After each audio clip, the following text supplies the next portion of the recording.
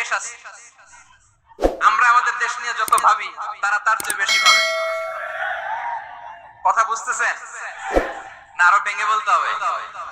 হ্যাঁ, আমরা আমাদের দেশ নিয়ে যত উদ্বিগ্ন, এদের আরো টেনশন বেশি। বলেন আমাদের দেশে শান্তি আছে না নাই? আমরা হিন্দু মুসলিমে কখনো দাঙ্গা লাগে? আসতে বলেন কেন লাগে?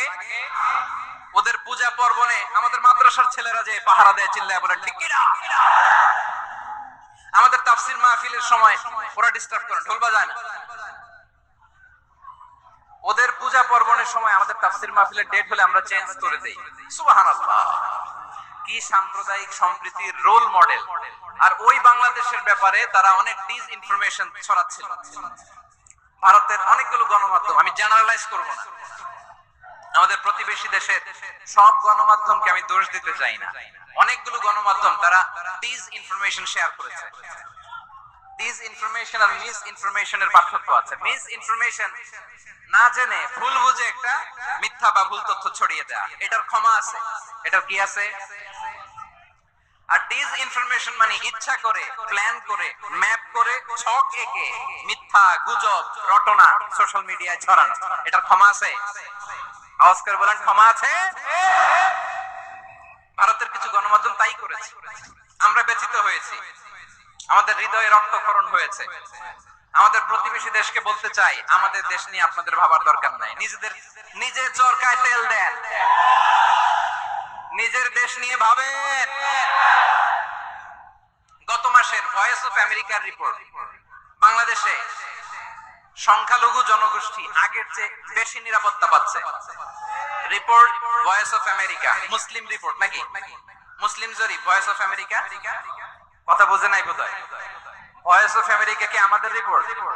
না, ভয়েস অফ আমেরিকার জরিপ, বাংলাদেশের সংখ্যালঘু জনগোষ্ঠী আগের চেয়ে ভালো নিরাপত্তা পাচ্ছে।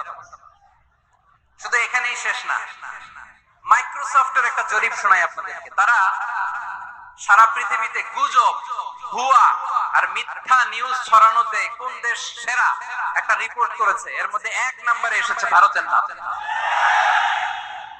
মাইক্রোসফট তো মুসলমানরা চালায় না? কথা বোঝে নাই বোধহয়। প্রতিবেশী দেশকে বলবো, আপনারা নিজের চরকায় তেল দেন, আপনারাও শান্তিতে থাকেন, আমাদেরকেও শান্তিতে থাকতে দেন। সব চেঞ্জ করা যায়, প্রতিবেশী চেঞ্জ করা যায় না। আমাদের ল্যান্ড তাদের ল্যান্ড, পাশাপাশি। আমরা চাই তারাও সুখে থাক, আমরাও সুখে থাকি, ঠিক কিনা? কিন্তু প্রতিবেশী হলে বন্ধুত্বপূর্ণ আচরণ করতে হয়। প্রতিবেশী যদি বন্ধু না হয়ে প্রভু হতে চায়, এরকম দানব প্রতিবেশী কেউ চায় না। ভারত যদি বন্ধুত্ব উপহার দেয়, আমরা বন্ধুত্ব দিব। কি বলেন? কারোর সাথে বৈরিতা নয়, আলহামদুলিল্লাহ বলেন। কত চমৎকার পলিসি আমাদের। আমরা নির্বিবাদী, আমরা বাংলাদেশিরা শান্তিকামী। We are proud of that. এজন্য আমরা গর্ববোধ করি। আমাদের পররাষ্ট্র নীতি সবার সাথে বন্ধুত্ব, কারোর সাথে শত্রুতা নয়।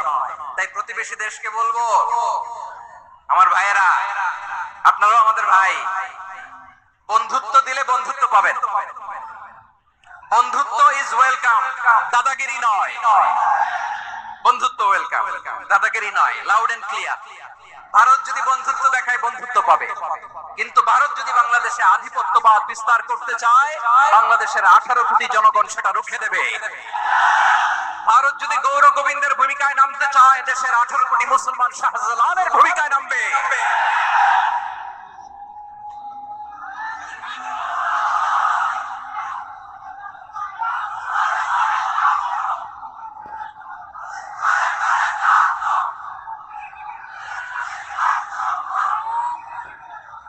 প্রিয় ভাইয়েরা, আমরা বন্ধুত্বে বিশ্বাসী, শত্রুতায় নয়, ঠিক কিনা বলেন?